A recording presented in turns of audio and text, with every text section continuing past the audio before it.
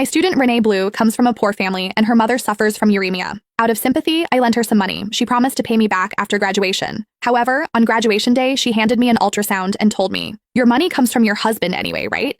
I'm pregnant with your husband's baby, so I won't be paying you back. Also, you should step aside." I was in shock because my husband had been dead for 7 years. It wasn't until I saw Renee with my driver that I understood how she got pregnant. On graduation day, I went to congratulate my students as their lecturer. I also planned to ask Renee for the $20,000 I had lent her for school and medical expenses. But when I saw her, before I even said anything, she gave me a look of contempt and said, "Candace, go get your car and take me home." I was a bit stunned. "What did you say?" Renee scoffed, pulled out an ultrasound report, and handed it to me. Confused, I took the document. It said early pregnancy, about 10 weeks along. I was speechless. What were these college students thinking? They think they could treat their lecturer like a chauffeur just because they were pregnant? Why was she acting so entitled? "Renee Blue, your pregnancy has nothing to do with me. Why should I take you home?" Her bestie, Fiona, immediately chimed in. "How can you say that, Ms. Jonah? Renee has difficulty moving around because she's pregnant. If it weren't because your car is nice, comfortable, and safe, we wouldn't even want to ask you." What kind of nonsense is that? What does it matter how nice my car is? Who are you to demand anything from me? I was beyond words and wanted to leave, but Renee blocked my way, arms crossed.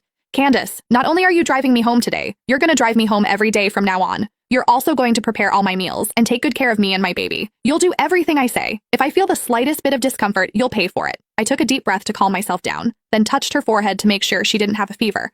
I couldn't help but remark, "If your brain is fried, you should go see a doctor. You're just pregnant, not giving birth to a goddess. Why should I serve you? Your comfort or discomfort has nothing to do with me. You're insane." Fiona and Renee exchanged glances, both looking smug.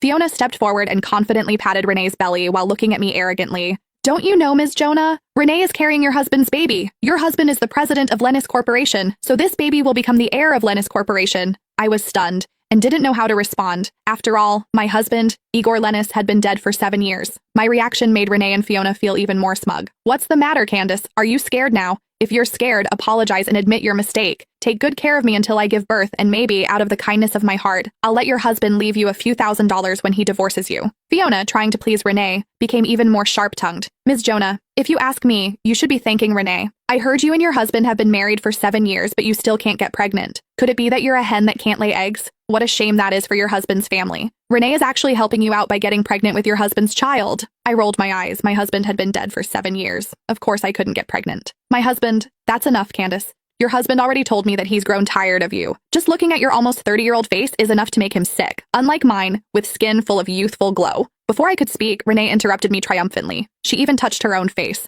full of vanity. "You must be mistaken. Oh, right, Candace. As for the money I owe you, forget about it. We all know it's your husband's money anyway.